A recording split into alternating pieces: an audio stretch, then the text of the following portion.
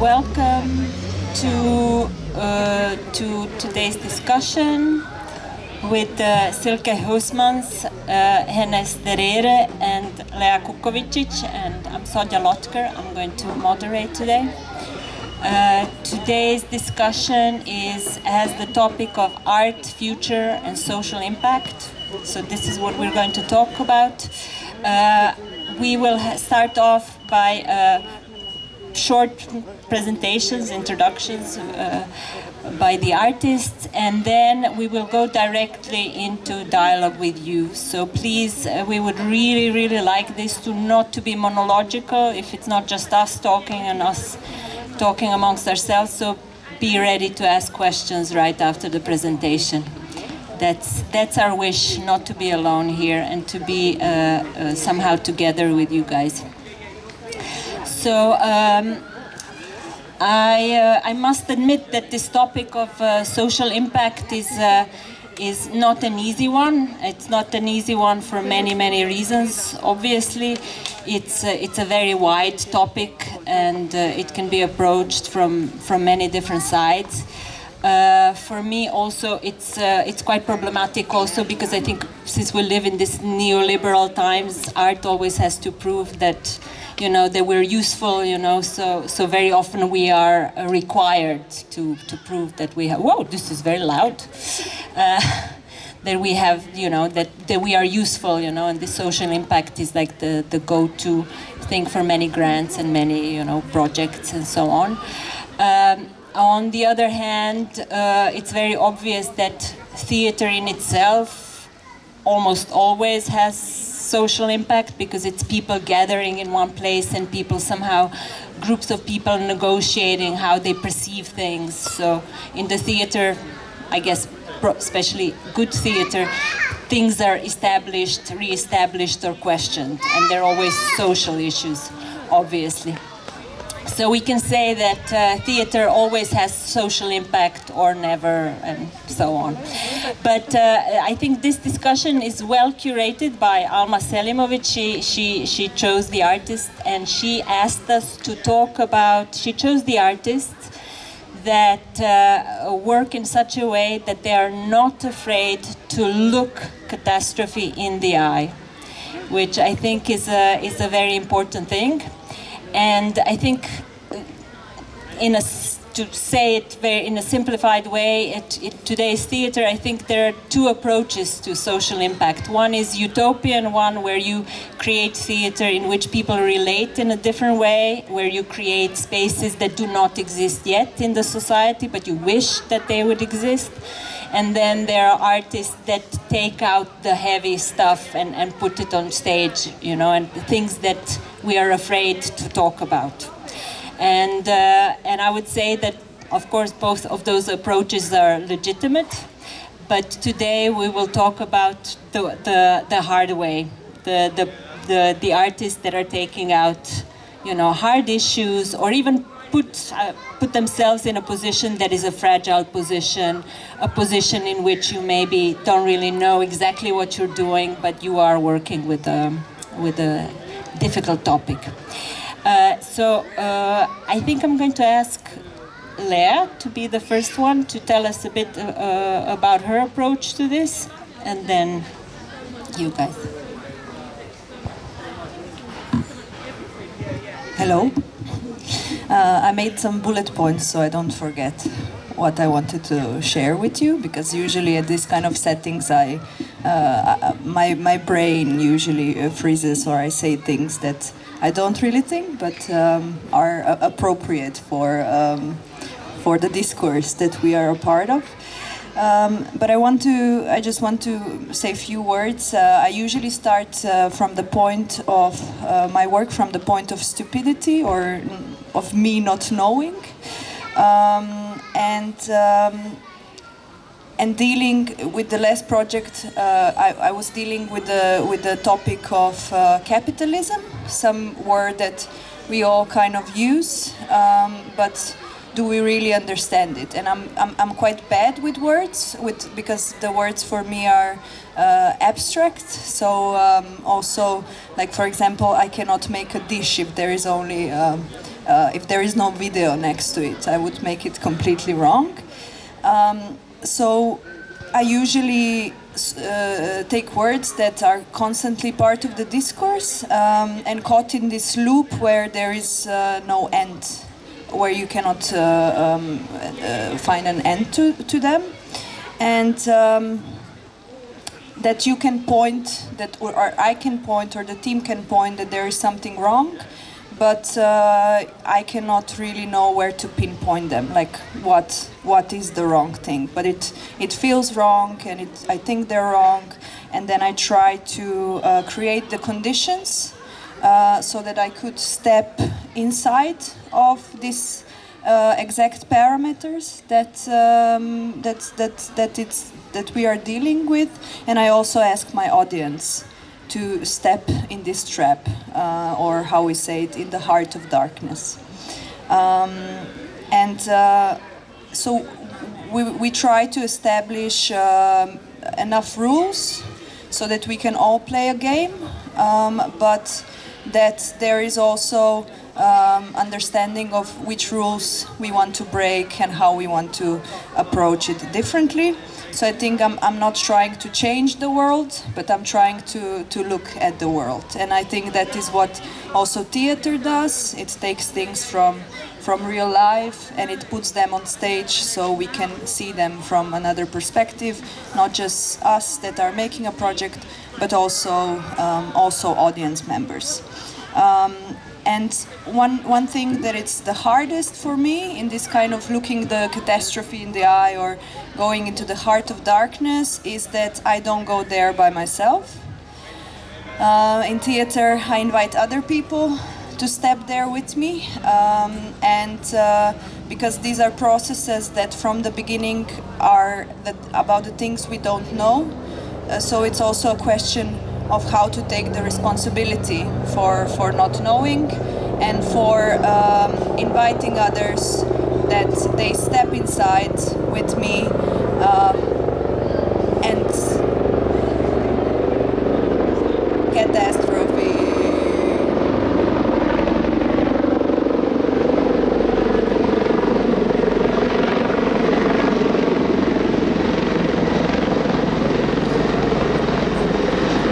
Drama, not knowing.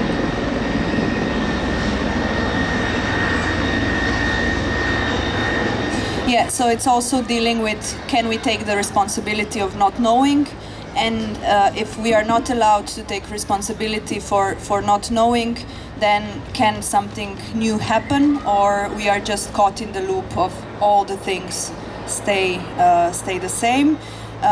But I also think that in the catastrophe there is rage, there is pain, but there is also some kind of love. And at the end of the project, it usually happens a bit of a shock. It's like you ask a question or you were looking for an answer, but it's very shocking when the answer comes. And then you ask yourself, like, what the fuck was I doing?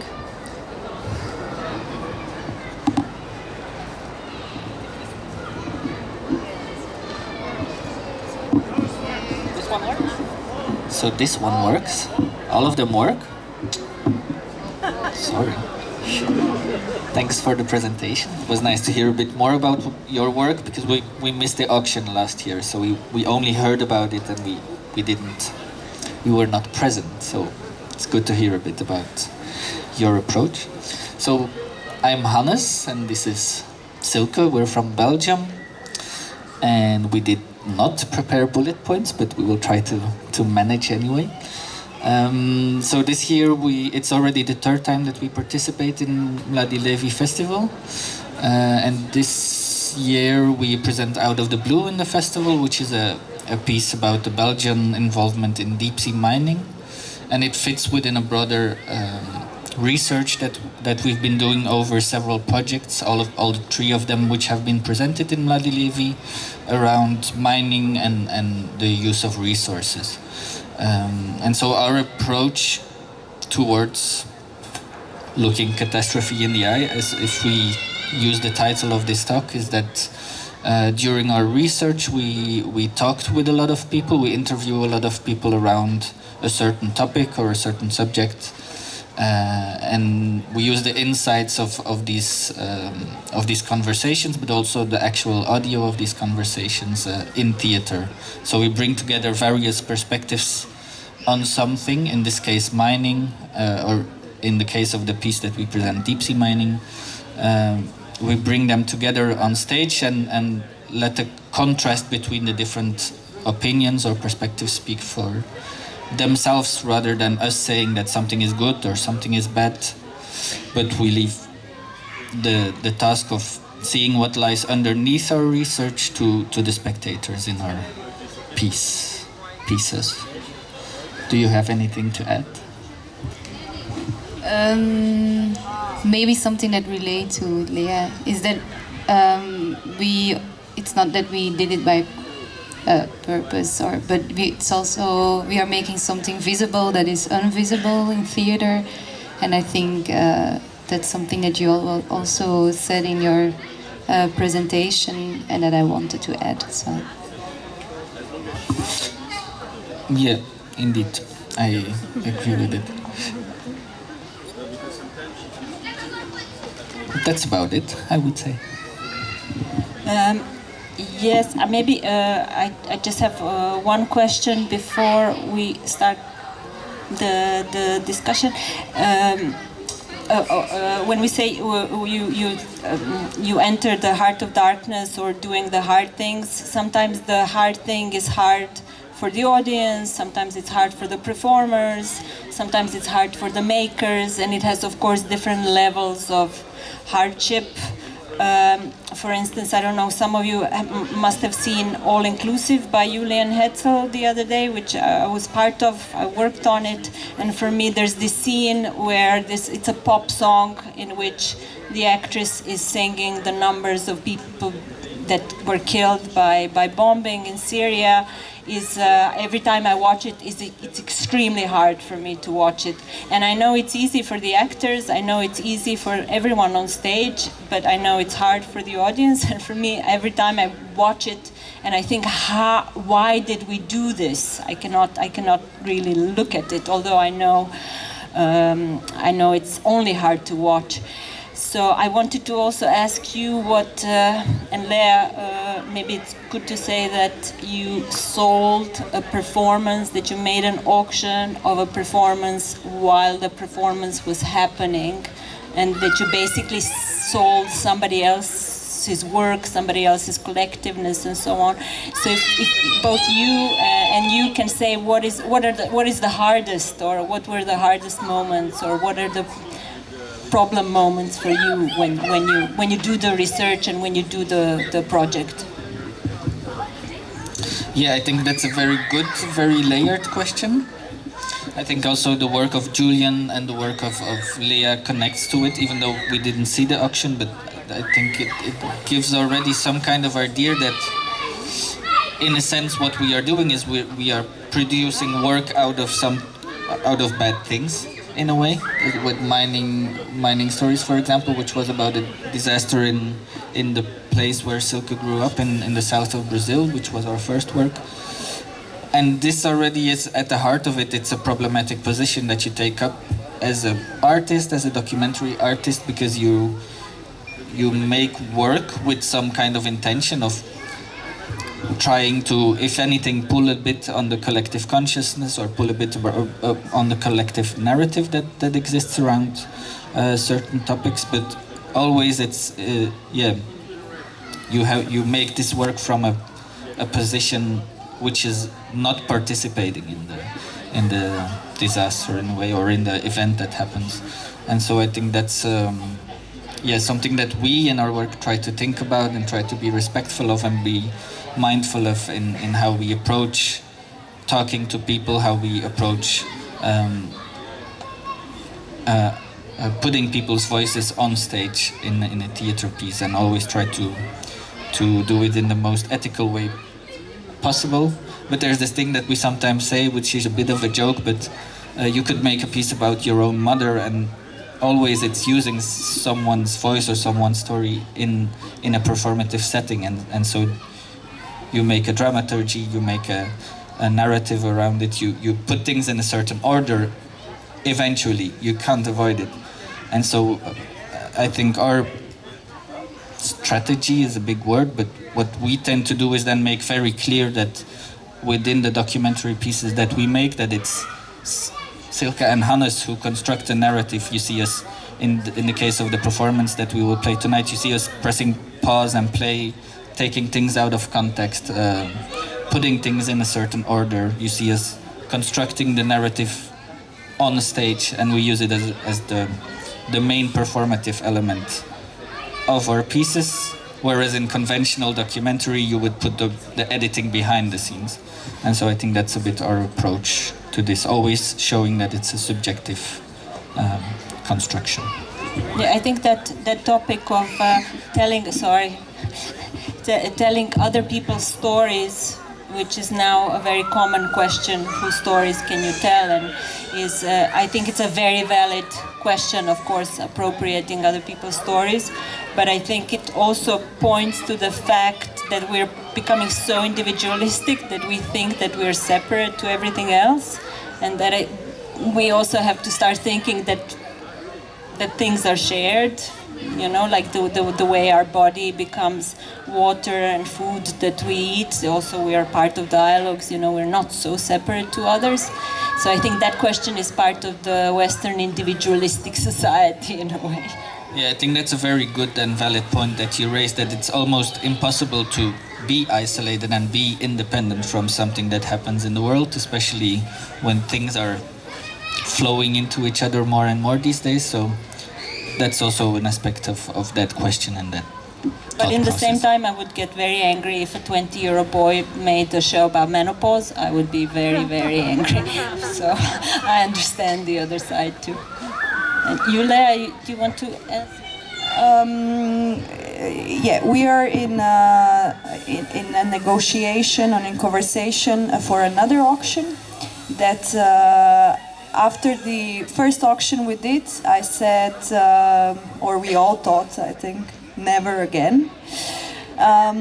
But we are doing it again, and do we think it will be easier? No, but I think it was a very hard process, like a process of 1.5 years or 2 years of work that involved a lot of people. I think around 30 to 35 people that were constantly working on it, and it was hard during, but the most hard for me, it was the day after the auction in the morning, where I could take the full responsibility for the thing, because after the auction everything became known, and before there was not completed knowledge. So the hard thing was also that I talked about systems, that we create systems that can work on their own. And the hard thing about it is that we create a reality, and in this capitalistic reality, every single word that you write in a catalog, first is just a piece of literature, and then when things get bought, they become materialized and they become things. So during the auction, it also happened that we sold 3 naked bodies. Which means that we sold people, that it was, you know, I will not use the word because we know what we did in a way. And to create reality in where every single word counts, it was also the hardest thing of when you do a mistake. The mistake is very, very, very, very painful, but at the same time very not critical, but what's the word? Very crucial. Yeah. So these were the painful moments.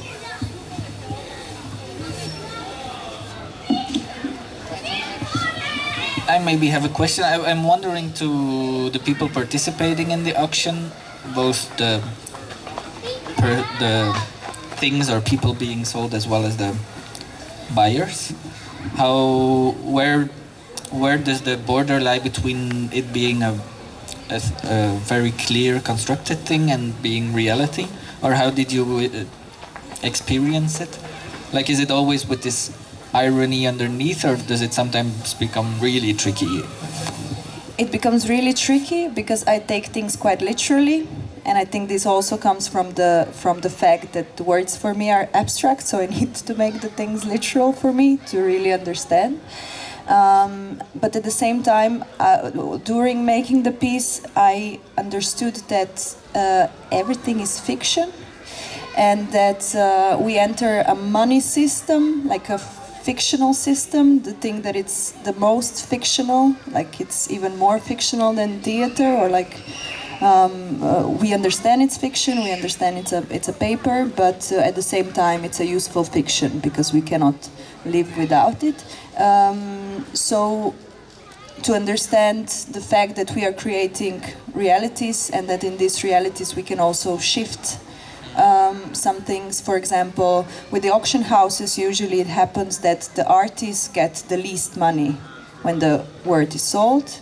We wanted to make a switch, and the artist got the most money out of the thing. So it was out of 100%, 80% of the money went to the artist and 20% to the production team. So also with creating the systems, you understand them, they are painful, but at the same time you have a possibility of like a bit of like from the inside you can change some things. Not a lot, not the world, but just few options, because I do think it's important not to do political art, but to do art politically in a way. Yeah, and I was wondering, because documentary theater, or like when you do documentary theater, it's also a question which material do you choose. So I was wondering, what is your process of choosing, or what is your do you go by interest, or how do you choose the material that you will at the end present in the performance? That's a good question. I think that's the most difficult part of making documentary theater, if we call it like that. I mean, documentary, it's a term that the theater world has chose to describe our work, but for us it's theater. But like, for instance, when we interview somebody, we transcribe every word, and then we end up with a huge pile of texts, and then we start reading it. And this process helps us to take a distance, because you met all the people, but by transcribing the words out, it becomes text on paper, and then that's already a first step to take a distance of the content and the conversations that we had. And then we start reading the text, and if we see a sentence or a word that touches us, then we underline this sentence, and then we reread it, and then we see other sentences. So it's a really long process. And then also thinking about themes and what we want to tell, and seeing patterns that are coming back through all the conversations. And after a while we have like a first selection, and then we go further in a deeper selection, and then thinking about how we are going to translate it, and yeah. Yeah, maybe just to add, in that sense, it's always a puzzle that lays itself instead of us defining the boundaries of the puzzle. Like in every project that we did so far, there's always this moment where you talk to someone and he or she or they say something in a very powerful way, and you think like, this is gonna be in the piece, and it's never in the piece. Like, it's always the dramaturgy that tells, like, that fixes the... No worries. It's always the dramaturgy that tells us how to proceed, and so it's an interesting, sometimes frustrating, but interesting process. The material gains its own logic, no? Well,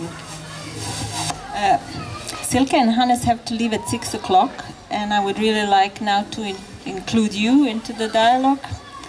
So Alma will take my mic, and I hope you will have questions.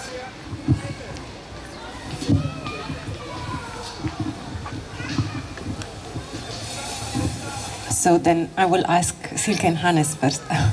I was wondering, because you spoke to a lot of people, we've seen all the 3 performances, and you have gathered some stories of these people, which were sometimes very personal as well, or I had the feeling at least that they might be dangerous for these people. Did they ever come and see any of your performances, and did they have any reactions to it?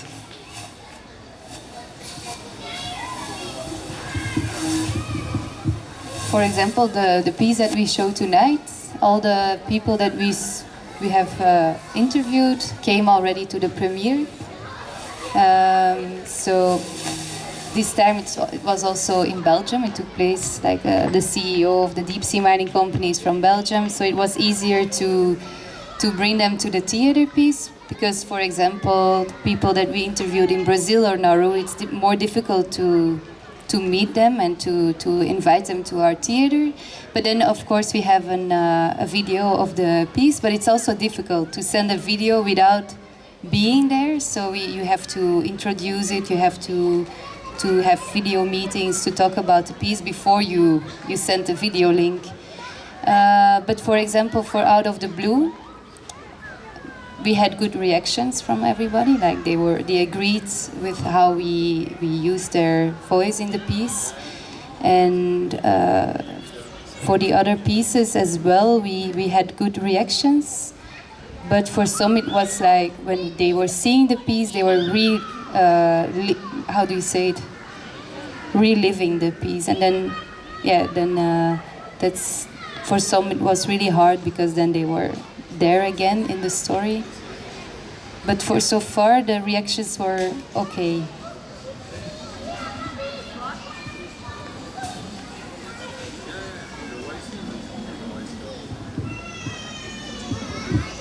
Hello, I'm Borisov. I have 2 questions for Silke and Hannes about the Out of the Blue performance that helped me understand better the problem with deep sea mining, and I really enjoyed it. So my first question is, why did you choose the theater as a medium to present this material and this subject? Because it could have easily been a documentary film or other piece of investigative journalism. For me, this is a much more direct and immediate experience, but perhaps with the film you could have reached a wider audience, so I'm interested in that. And the other question has to do with the content, and I'm asking you because you spoke to all those experts. Do we have an answer to this conundrum that on one hand we need to eliminate carbon emissions to slow climate change, but on the other hand, to do that we must mine all these materials, and that mining creates environmental problems. So do we have an answer what to do in this situation? Is there something that we can do and that's okay for the environment in both senses? Thank you for your question. Maybe let's tackle the first question first. I think it's a good question. It's an ongoing question that we also ask ourselves before the before the start of each project, like why theater, and we sometimes think about using other media, and I think in the future this will be something that we experiment with, but for us it's been clear always from the start that we want to use this space of the theater to tell this research, and it's also, I think, it creates opportunities to have a more poetic approach, maybe to bring things together that otherwise in other media would be more difficult to bring together. And it's the advantage of having a shared space is that you share the time with the audience for 60 minutes, and you can use your presence also as a part of the medium that you're presenting. So it refers a bit to what I said in the beginning, that we use ourselves as performers who edit on stage, and as a central point of bringing together all these voices. Like in the piece Out of the Blue, it's us sitting on stage and clicking together the narrative on our laptops, on our personal laptops. And so I think that's one possible answer to this question, is that we think it's an interesting medium. And also I think if we would plan to make a film or write a book or make a podcast, then the research would be completely different. We would approach it in a different way, in a sense. I don't know if you agree. I totally agree. Do you want to answer the second question? I think the second question was about whether there are any other viable options apart from... Yeah, I think... Shall I start? Maybe...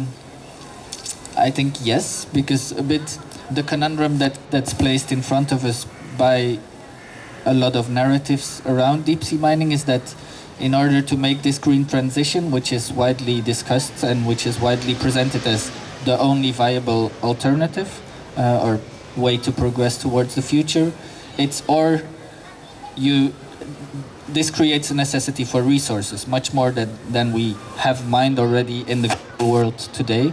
So I think that the numbers are a bit, in order to have a green transition and have solar panels and electric cars, etc. over the whole world, we need to mine 3 times more out of the ground than we've already done in history. So it creates a certain necessity for resources, and it's presented as a two-way option, like or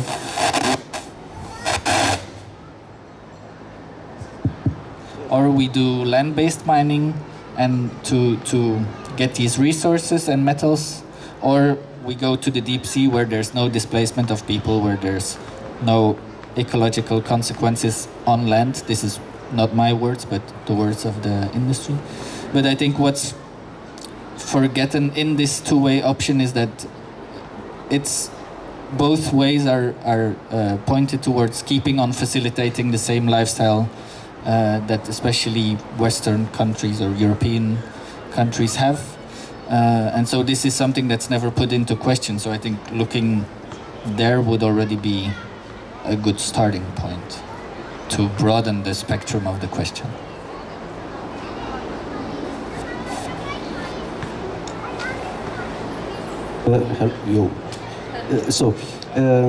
You were saying that sometimes people you interviewed come and see the piece and get touched, and maybe they get emotional. Anyway, they are affected by what they see. So my question is, are you offering them any support after they see it? And if it happened to you any time that because of their feedback you would change the lines or the story or anything?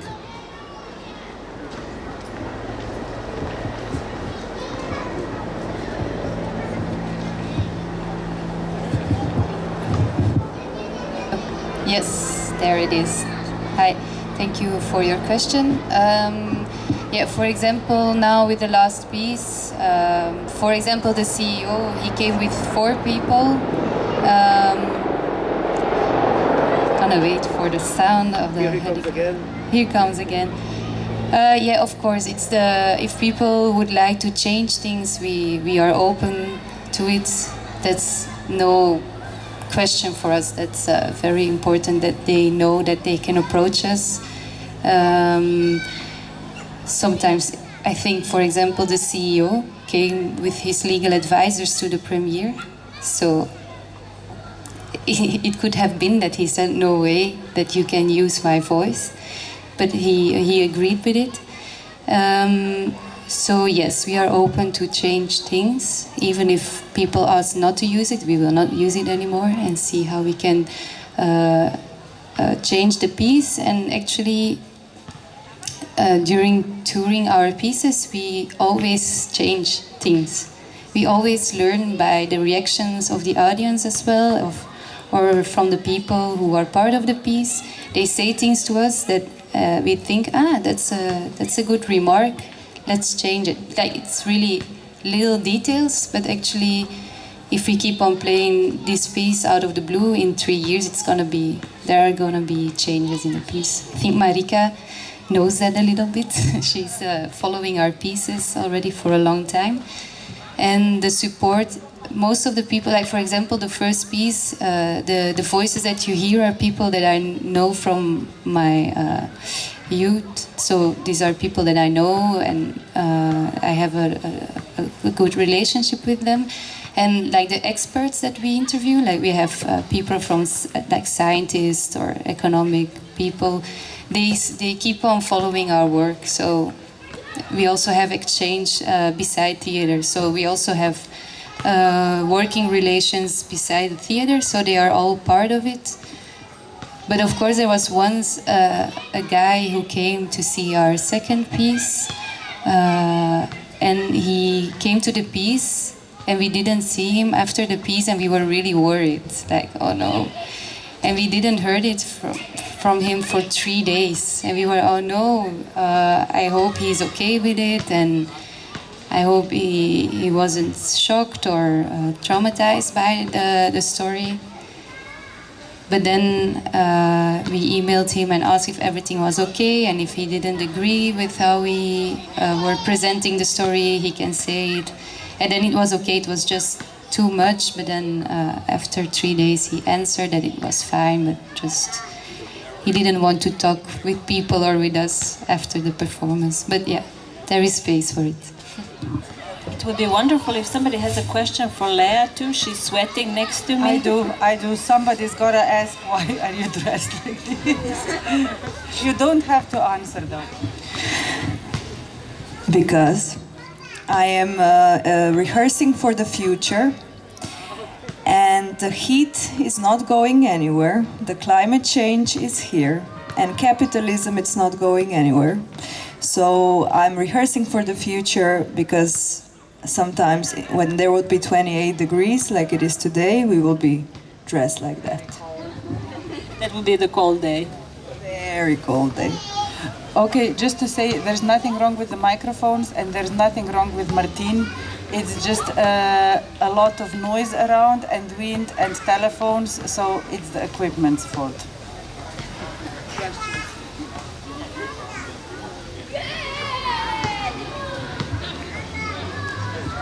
Maybe then I have another question for Lea.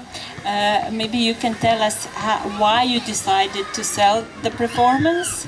And of course, you decided to put the price tag on many, many things. And we live in capitalism and we're used to having price tags on things. But what was the hardest price tag and what was so hard about it? Where did it become really nasty? We always say that we can buy everything, but it's true and not true at the same time.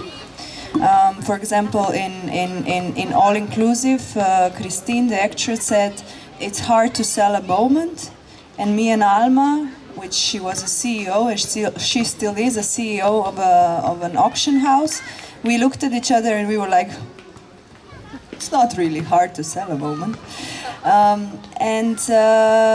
So the process of selling or like deciding on the price tags was a long research where we wanted to evaluate all the visible and invisible labor in the theater, and there is a lot of invisible labor in the theater because, on the contrary, maybe to visual art, where the artist just comes when there is where they decide on where the painting will be.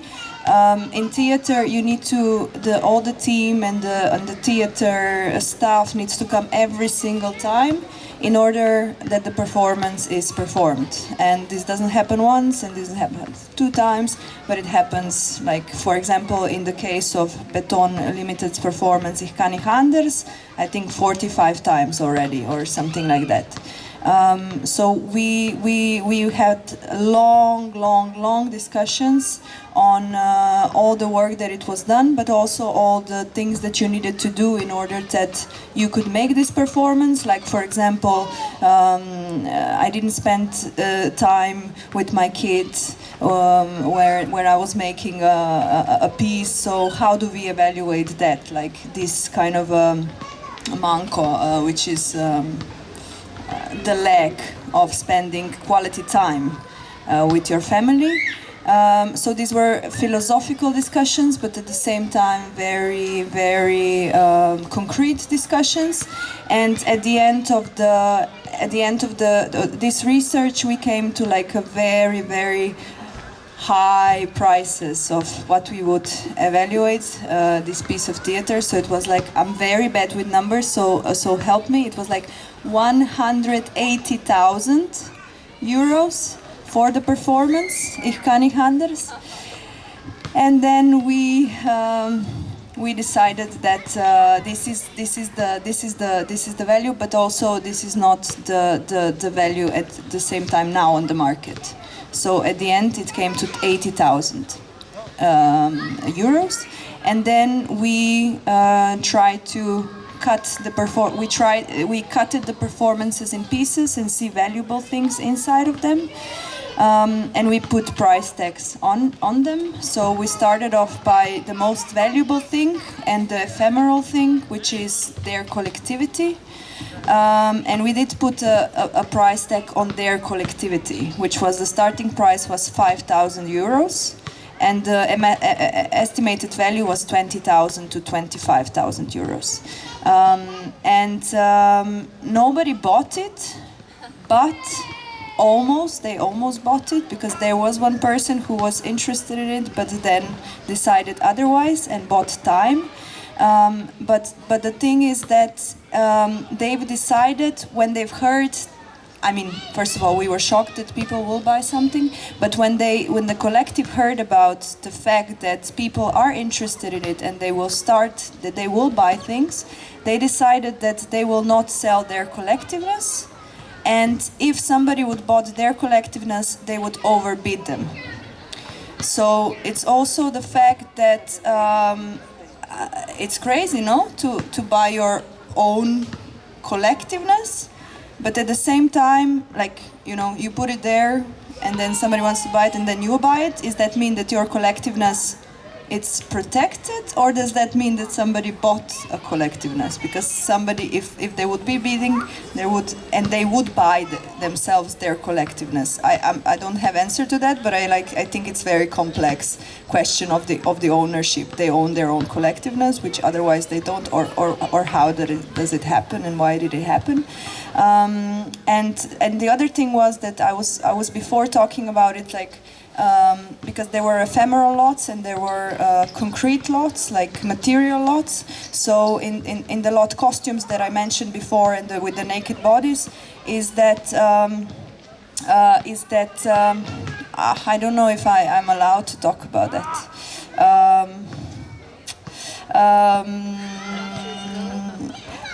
So let's just say. No, I'll not talk about it. Talk about it. No, but after the performance and this small catastrophe, or like a big catastrophe, or of owning the 3 naked bodies, we had a meeting next day or like a week later, and the owners came and they propose.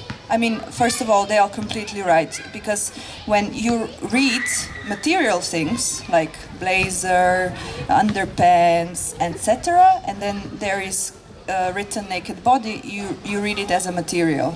You don't read it as an abstract thing. So they proposed that they would pay 50 euros less per each naked body, and this is where it was. like also understanding of what is the value of the naked body, like, and then we decided that we will not play the game and that we will not evaluate it 50 euros per naked body. So we managed to reach an agreement and to write an annex to the contract, and now the things are safe and okay. I have a very naive question. So I want to tie this to the concept of future, like what is coming to this. And 2 days ago we had a debate, and one of the speakers said that utopias are dead, that they are only for false prophets. Which I basically agree. There's the here and now that we have to face.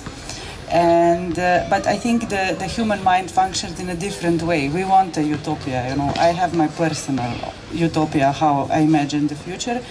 And I was wondering if you, who are maybe don't believe in utopias but are trained to think them, if you do have your own personal utopias for the future.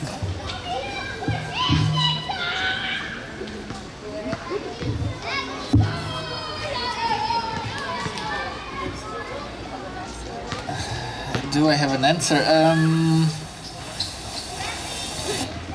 It's a good question. Yeah, you want to... I think we all the time, the theater makers, we kind of all the time live in the future. Because we are, I don't know, when I'm making a performance that will happen in 2 years, I'm already planning on everything, you know, that will kind of happen, but not really. So I think it's a preparation, that it's possible that there will happen, but you are also at same point all the time looking at other potentials and what is going on in the moment of making that. And from our side, I'll talk from me personally. I don't know if what we are doing is necessarily creating utopias or being busy with I know the question was, do we have a utopia? But it was because I was thinking, like, is what we are doing utopic in its nature? And I don't think it is. In the contrary, it's like trying to get a grip on things and trying to look complexity in the eye, trying to see how we collectively do this strange balancing act between values and between futures and between. So in a sense, it's much more being busy with the present than being busy with the future. But of course, that's also utopian in some sense, maybe. But it's a very subdued utopian view of the future. It's not an explicit utopia because I frankly don't have one at the moment, I'm afraid.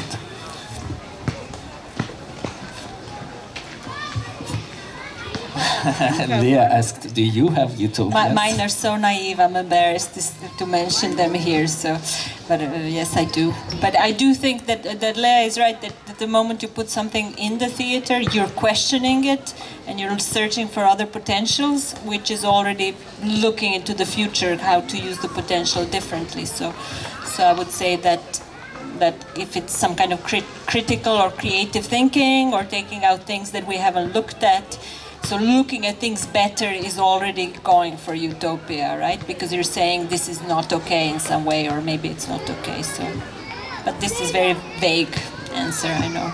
And I think maybe very comforting and naive at the same time is that sharing a space with an audience, with people together in a space, looking at something, thinking about it, it has a huge potential.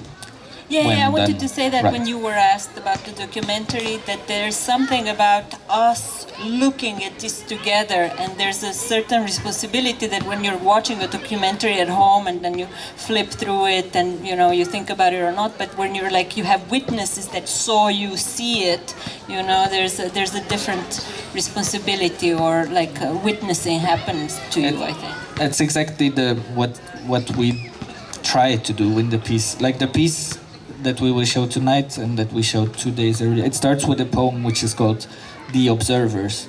And literally what we do in the in the scenographic setting of the piece is that the audience watches together with us to the screen, so we're with our backs to the audience, and we witness the whole piece together in a way. And so I think it's this shared looking that creates potential.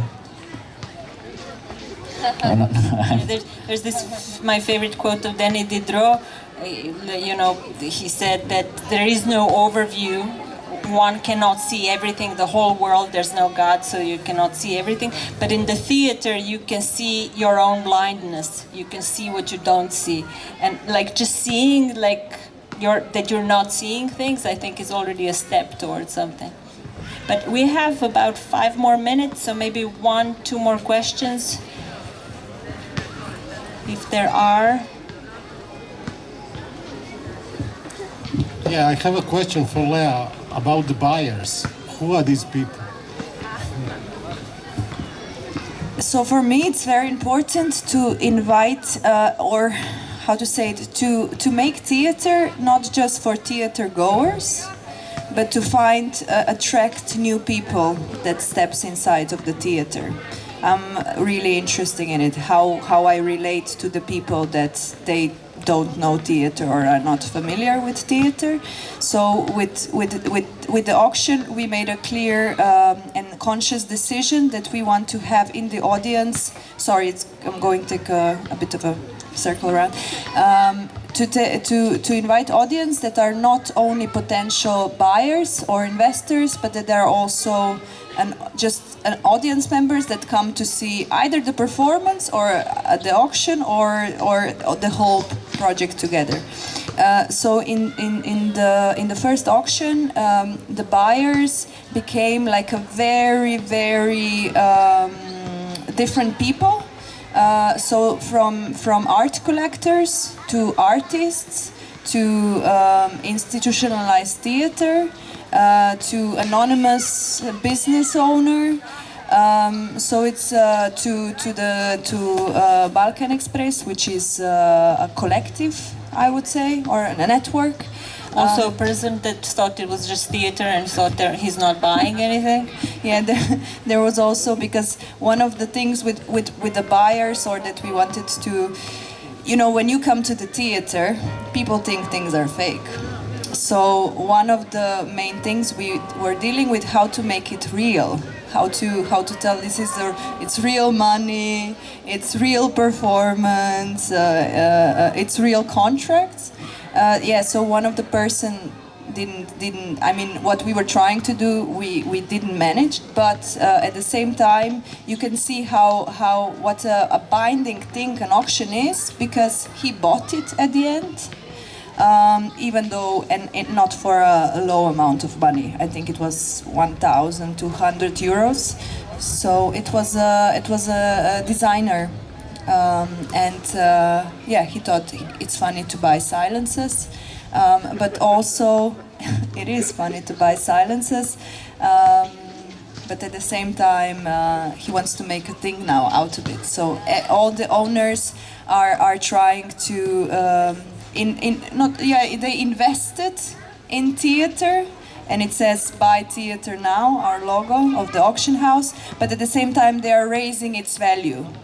And with them buying, it's also like eternalizing theater in a way, because one of the owners died recently, and it already is like his lot. It's part of his inheritance, let's say. So it's like a constant process that it for Bunker and Beton Limited it doesn't end, and also for me not, but. But also not for me, but at the same time, that was also a hard part, not a hard thing for me. I created some work, and then I gave to other people more work that they already have. So it's also a bit tricky position that I place them in. But also, they agreed to it, so. Can we take one more question? Is it okay? Okay, one last question.